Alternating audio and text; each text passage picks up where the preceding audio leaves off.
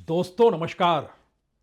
भारत के प्रधानमंत्री एससीओ की बैठक में शामिल होने के लिए जिस वक्त चीन गए थे, अमेरिका ने नाराजगी व्यक्त की थी। भारत के प्रधानमंत्री ने जब खुलकर रूस के राष्ट्रपति पुतिन का स्वागत किया, तो अमेरिका के भीतर इसको लेकर खलबली मच गई। और कल जब प्रधानमंत्री मोदी ने अमेरिकी राष्ट्रपति से टेलीफोन पर बातचीत की और यह कहा कि हम साथ मिलकर काम करेंगे और साथ मिलकर व्यापार भी करना चाहते हैं, जिस वक्त बातचीत हो रही थी उसी वक्त अमेरिका के भीतर डेमोक्रेट्स के सांसद खुले तौर पर यह कह रहे थे कि ट्रंप की विदेश नीति भारत को लेकर कम से कम फेल हो चुकी है। और भारत को लेकर ना ही सही, लेकिन एशियाई देशों में अमेरिका की पहल क्या होगी, ट्रंप इसमें भूल चूक कर चुके हैं। क्योंकि जिस लिहाज से रूस के राष्ट्रपति का समर्थन भारत ने किया और दोनों ने एक साथ मिलकर एक ही कार में बैठकर तस्वीर खिंचवाई, पूरी दुनिया का ध्यान उसी पर चला गया और लगा ऐसे कि भारत जो लंबे वक्त से अमेरिका के साथ खड़ा था, अब अमेरिका के खिलाफ देशों के साथ खड़ा है। लेकिन मसला इतना भर नहीं है। जिस वक्त टेलीफोन पर बातचीत हो रही थी, उसी वक्त मैक्सिको की राष्ट्रपति ने यह ऐलान कर दिया, जिन देशों के साथ फ्री ट्रेड एग्रीमेंट नहीं है, उन देशों के खिलाफ अब मैक्सिको 50% टैरिफ लगाएगा। सबको पता है कि मैक्सिको की नजर इस वक्त अमेरिका के साथ होने वाले उस समझौते को लेकर है जो जनवरी के महीने में होना है। मैक्सिको, कनाडा और अमेरिका के बीच का यह समझौता, और अमेरिका बार बार मैक्सिको को चेता चुका है कि हमें ऐसा लगता है कि हमारे देश के भीतर चीन का सामान मैक्सिको के रास्ते आएगा तो आप पर 50% टैरिफ क्यों ना लगाया जाए। अब सवाल है कि एक तरफ अमेरिका चीन को लेकर मैक्सिको को चेता रहा है, दूसरी तरफ मैक्सिको ने भारत के उन व्यापारियों के सामने संकट खड़ा कर दिया जो व्यापारी अभी तक यह मानकर चल रहे थे अमेरिका का रास्ता बंद हुआ, लेकिन मैक्सिको का रास्ता तो खुला हुआ है। और इस परिस्थिति के बीच जो लग रहा था कि पुतिन भारत के साथ खड़े हैं, तो फिर चीन भी कहीं ना कहीं भारत के साथ खड़ा होगा, ऐसा बिल्कुल नहीं है। चीन का अपना रास्ता है, चीन की अपनी जरूरतें हैं, और चीन जिस जरूरत और जिस रास्ते के आसरे चल रहा है, उसमें रूस की निर्भरता भी इस वक्त चीन के ऊपर है। तो क्या भारत के प्रधानमंत्री के तमाम जो भी मूव इस दौर में अंतर्राष्ट्रीय कूटनीति को लेकर हैं, उस पर बड़ी पैनी नजर अमेरिका की है, या फिर उस पर बड़ी पैनी नजर अमेरिका के साथ व्यापारिक संबंधों को ठीक करने के लिए मैक्सिको सरीखे देश की है, या फिर जो रूस और चीन को भारत को लेकर लगता है कि कहीं ना कहीं कभी ना कभी वो एक झटके में शिफ्ट हो जाएगा अमेरिका की तरफ, तो ऐसे में संभल संभल कर कदम रखना होगा। तो क्यों नहीं उसे अभी से ही आर्थिक तौर पर मुश्किल हालात में खड़ा किया जाए। अंतर्राष्ट्रीय विशेषज्ञों की राय इस पर बहुत साफ है। उनका अभी भी मानना है कि दरअसल भारत को यह तय करना ही होगा कि वह कहां पर खड़ा है, और कहां पर खड़े होने का मतलब सबके साथ वो खड़ा नहीं हो सकता है। यानी अगर किसी भी गुट में नहीं है, वो शांति के पक्ष में है, लेकिन ऐसे व्यापार चलता नहीं है, खास तौर से तब जब अमेरिका की नई नेशनल सिक्योरिटी स्ट्रेटजी में रशिया के साथ दोस्ती का हाथ बढ़ाया गया, जब चीन को दुश्मन माना गया, जब मिडिल ईस्ट और एशियाई कंट्रियों के भीतर पहलकदमी अमेरिका की कैसे बढ़ेगी, इसको लेकर इजराइल से और प्रगाढ़ दोस्ती का जिक्र किया गया। इस पूरी प्रक्रिया में भारत का जिक्र कहीं नहीं। तो क्या वाकई यह बड़ा सवाल इस दौर में हो चला है? भारत को कौन कब कैसे झटका दे देगा? जैसे कल अमेरिकी राष्ट्रपति से टेलीफोन पर बातचीत के वक्त ही मैक्सिको ने 50% टैरिफ लगा दी।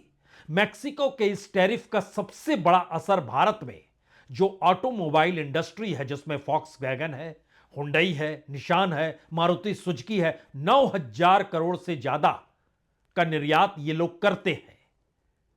और इसमें अगला सवाल यह भी है, क्या वाकई ऐसी स्थिति आ चुकी है कि प्रधानमंत्री मोदी अब जिन 3 देशों की यात्रा पर निकल रहे हैं, इस तरीके से दुनिया के छोटे छोटे देशों के साथ फ्री ट्रेड और फ्री ट्रेड के साथ द्विपक्षीय व्यापार समझौते में भारत का सरप्लस कितना हो यह ध्यान रखना होगा, यानी मैक्सिमम भारत का एक्सपोर्ट हो। जॉर्डन, इथोपिया और ओमान, प्रधानमंत्री के आने से पहले ओमान के साथ फ्री ट्रेड एग्रीमेंट पर सहमति हो गई, यह एक सफलता है। लेकिन एक बात और समझनी होगी, इस वक्त G20 की बैठक में साउथ अफ्रीका का जो रुख रहा, उसके बाद अमेरिका ने अगली बैठक जो उनके यहां होनी है, उस बैठक से ही निलंबित कर दिया साउथ अफ्रीका को। भारत ने जिन बातों को साउथ अफ्रीका के G20 की बैठक में रखा, साउथ अफ्रीका ने उसे माना और अपने एग्रीमेंट के साथ साथ उस घोषणा पत्र में भी लिख दिया, जो इससे पहले सामान्य तौर पर अमेरिकी दादागिरी के तहत चलती थी। हो सकता है कई सवाल यहां पर एक झटके में हो। पहला बड़ा सवाल तो यही है कि भारत का व्यापार घाटा कम होगा या नहीं होगा। दूसरा सवाल है, भारत के भीतर जो कॉरपोरेट सेक्टर है, उसकी जो डॉलर पर निर्भरता है, वो खत्म होगी या नहीं होगी। और तीसरा सवाल है, क्या यह अमेरिका अपने तौर पर अमेरिकी कंपनियों को ढील भी दे रहा है कि वो भारत के बाजार के साथ समझौता करें। और दूसरी तरफ अमेरिका शेयर बाजार में जिन अमेरिकी कंपनियों का पैसा और वेस्टर्न कंपनियों का पैसा लगा है, वो पैसा निकाल भी रहे हैं। दोनों मिसमैच करता है, लेकिन यह हो रहा है। और तीसरी परिस्थिति यह है कि अमेरिका की टीम इस वक्त भारत में मौजूद है और उस मौजूदगी में जेमिसन गियर, जो कि अमेरिकी डेलीगेट्स जो दिल्ली में मौजूद और बातचीत टैरिफ को लेकर कर रहे हैं, उन्होंने कहा कि भारत की तरफ से कुछ अच्छे प्रस्ताव मिले हैं। अच्छे प्रस्ताव का मतलब जो भी हो, लेकिन किसानों के लिए भी रास्ता बन रहा है। और यहां बिल्कुल एक नई चीज उभर कर सामने आ रही है, यह आपको चौंका सकती है। भारत के भीतर नितिन गडकरी लगातार इस बात का जिक्र करते हैं कि एथेनॉल पर निर्भरता अगर हमारी बढ़ जाए तो हमारा जो घाटा है दुनिया के बाजार से तेल खरीदने का, वह कम हो जाएगा, क्योंकि हम 85% कच्चा तेल दुनिया के बाजार से खरीदते हैं, जो तकरीबन 22 लाख करोड़ का है। तो अगला सवाल यह है कि अमेरिका इसी इथेनॉल के रास्ते भारत में एंट्री करेगा क्या? क्योंकि भारत और अमेरिका के बीच सहमति ज्वार और सोयाबीन और मक्का को लेकर बन रही है क्या? क्योंकि अमेरिकी डेलीगेट्स बड़े पॉजिटिव हैं, बन रही है। और भारत यह कह रहा है कि अगर एथेनॉल इतना लाभदायक है तो मक्का और सोयाबीन तो अमेरिकी बाजार से लिया ही जा सकता है। नितिन गडकरी अपने तौर पर देश के भीतर बताते हैं कि दरअसल जो मक्का और सोयाबीन उगाते थे, उन किसानों को लाभालाभ इस दौर में हो रहा है जब वो इथेनॉल बनाने की दिशा में बढ़ चुके हैं।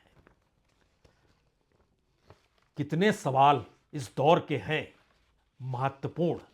हर सवाल को उठाया जाए उससे पहले जो मैक्सिको ने कल किया है उसकी पहले एक हकीकत जान लीजिए। मैक्सिको के ऊपर अमेरिकी दबाव है उन तमाम देशों को लेकर जो देशों के साथ टैरिफ समझौते अभी तक अमेरिका के नहीं हुए हैं। और अमेरिका के भीतर ट्रंप के ऊपर यह दबाव है कि एशियाई कंट्री को लेकर जो भारत का साथ था वो आपने कैसे छोड़ दिया और उसको रूस और चीन के पाले में जाने क्यों दिया।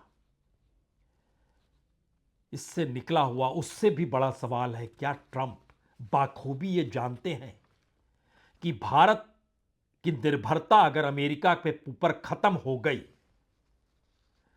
तो फिर भारत, चीन और रशिया यह एक ऐसी तिकड़ी है जिस तिकड़ी का सामना अंतर्राष्ट्रीय बाजार के तौर पर, सामरिक तौर पर और नई विश्व व्यवस्था में जो पावरफुल सेंटर्स हैं उसमें अमेरिका कहीं नहीं टिकेगा।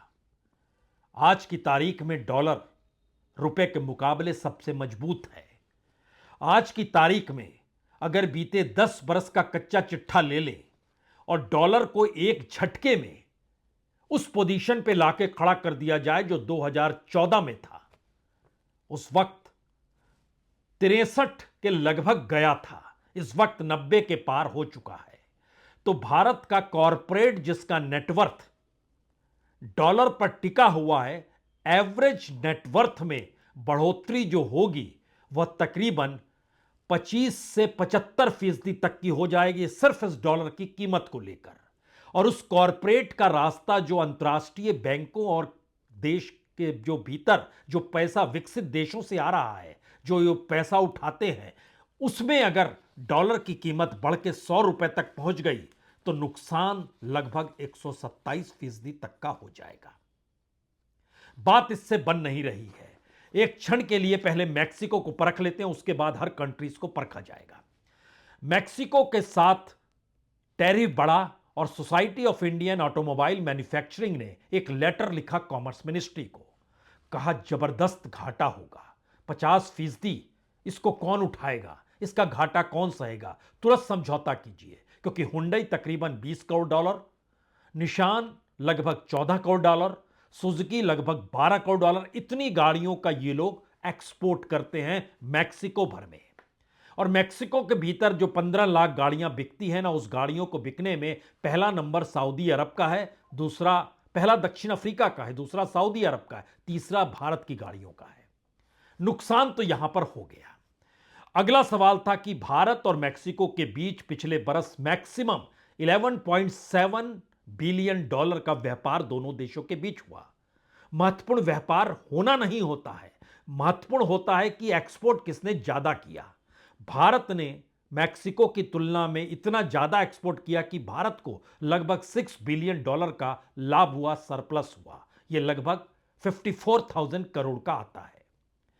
भारत जो जा रहा है या प्रधानमंत्री जिस यात्रा पर 3 देशों की निकल रहे हैं, जॉर्डन, इथोपिया और ओमान, अगर ध्यान दें तो इनके साथ व्यापारिक रिश्ते और व्यापार घाटा, उस व्यापार घाटे की भरपाई जो होगी, अमेरिका के साथ जो लाभ हो रहा था, इस तरीके के लगभग 2 दर्जन देश भी शामिल हो जाएं तो भी वो अमेरिका से होने वाले लाभ की भरपाई नहीं कर सकते हैं।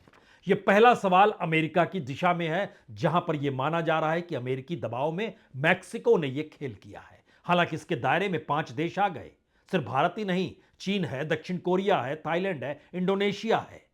चीन तो भरपाई कर लेगा, दक्षिण कोरिया, थाईलैंड, इंडोनेशिया भी अपने तरीके से संभल जाएंगे। भारत की मुश्किल यह है, भारत का सबसे प्रगाढ़ रिश्ता इस वक्त रूस के साथ है और रशिया में भारत का माल इस वक्त नहीं के बराबर है।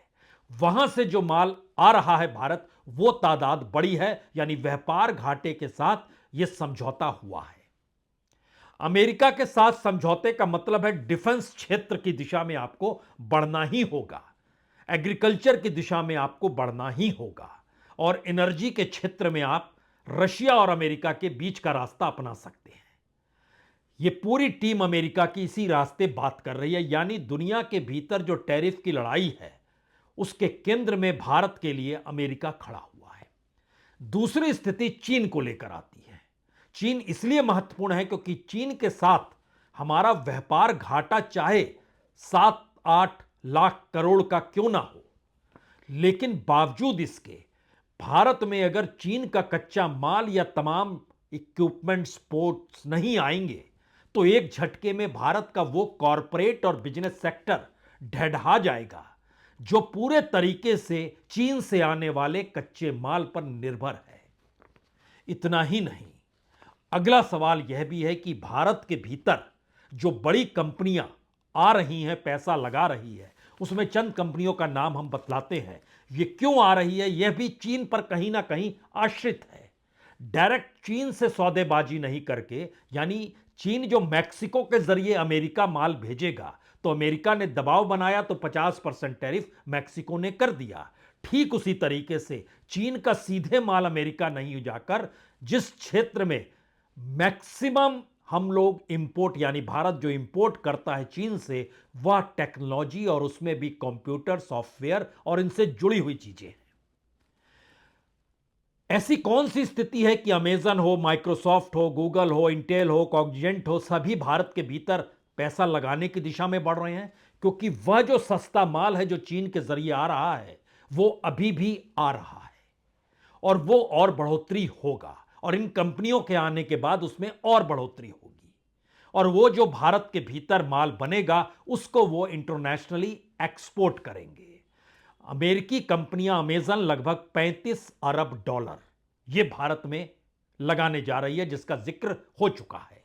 माइक्रोसॉफ्ट लगभग 17.5 बिलियन डॉलर ये भारत में वो इन्वेस्ट करेगी। गूगल भी 15 बिलियन डॉलर करने वाला है। इंटेल 14 बिलियन डॉलर और इन सब के बीच कॉग्निजेंट जो है ये बहुत ज्यादा भारत के भीतर अपने तौर पर इंप्लीमेंट करने जा रहा है। शुरुआती दौर में यह लगभग 18 बिलियन डॉलर और बाद में और ज्यादा होगा। यानी चीन एक अलग माध्यम के साथ भारत की पूरी टैरिफ और भारत की पूरी इकोनॉमिक पॉलिसी के बीच में आकर खड़ा हो गया।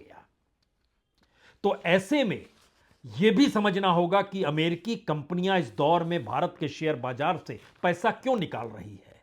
आप कल्पना कीजिए कि जिस तरीके से पैसा आ रहा है उससे कहीं ज्यादा तेजी से पैसा शेयर बाजार से निकल रहा है और भारत के शेयर बाजार को जो घरेलू निवेशक हैं जिसमें आप नाम ले सकते हैं एलआईसी का, एसबीआई का, आप तमाम देसी कंपनियों का नाम ले सकते हैं जिनके जरिए एक बैलेंस किया गया है कि कम से कम शेयर मार्केट डडा के गिर ना जाए।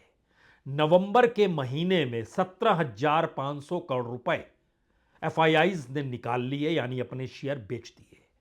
घरेलू निवेशकों ने लगभग 77,000 करोड़ रुपए डाले अलग अलग रूट्स के जरिए जो भारत की सरकारी कंपनियां हैं उनके जरिए। कोई प्राइवेट कंपनी का पैसा इस तरीके से नहीं लगा शेयर खरीदने को लेकर, सरकारी कंपनियों का पैसा लगा, सार्वजनिक उपक्रमों का लगा। अगर आप बात करें दिसंबर के पहले 10 दिनों में तो लगभग 18,491 करोड़ यानी 18,000 करोड़ से ज्यादा के शेयर एफआईआईज ने बेच डाले।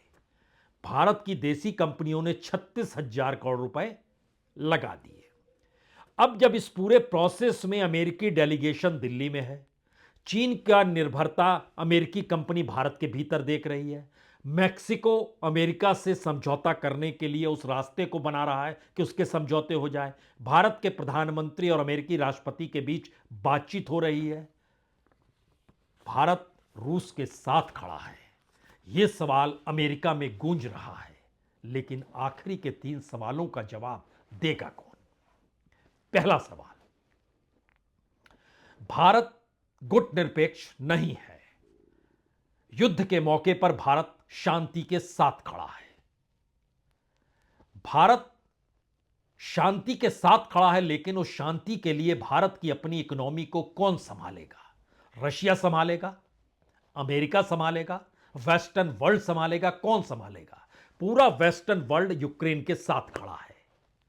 रूस के राष्ट्रपति का स्वागत भारत में हो रहा है और भारत गुटनिरपेक्ष नहीं, शांति के साथ खड़ा है।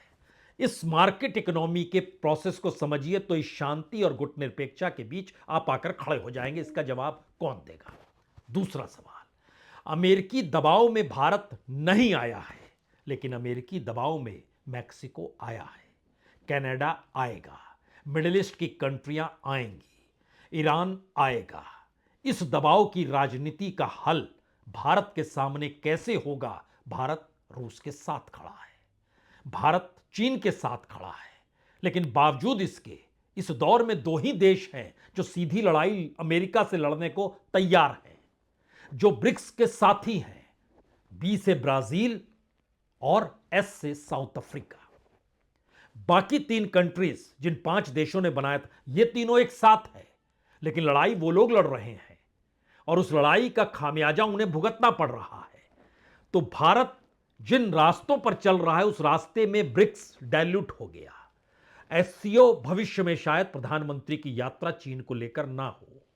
अमेरिका उसी देश में आश्वासन चाहता है कि आप उस दिशा में बढ़े जहां डॉलर ही एक ताकत दुनिया की रहे और जो टैरिफ का क्षेत्र है उस टैरिफ में एग्रीकल्चर इकोनॉमी भारत में शिफ्ट हो, भारत के साथ सामरिक समझौते हों, भारत में उसको डिफेंस के लिए एक जगह भी चाहिए और पुराने जो भी समझौते थे डिफेंस क्षेत्र को लेकर, उसमें सुधार भी चाहिए। समझौते होंगे या नहीं होंगे?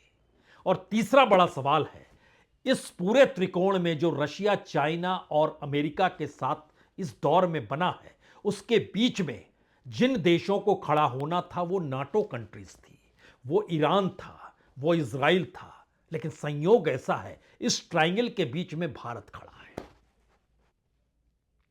तो फिर भारत से दुश्मनी कौन कर रहा है? यह सवाल तो है। और बहुत वक्त नहीं लगेगा, क्योंकि 2026 एक टाइमलाइन है। भारत के साथ मार्च का महीना, मैक्सिको कनाडा के साथ जनवरी का महीना, चीन को लेकर फरवरी का महीना, रशिया के साथ यारी को लेकर फरवरी और मार्च के बीच की स्थिति, यानी इन 3 महीनों की स्थितियां बड़ी तेजी से चलेगी। भारत बीच में खड़ा है। बहुत बहुत शुक्रिया, बहुत बहुत शुक्रिया।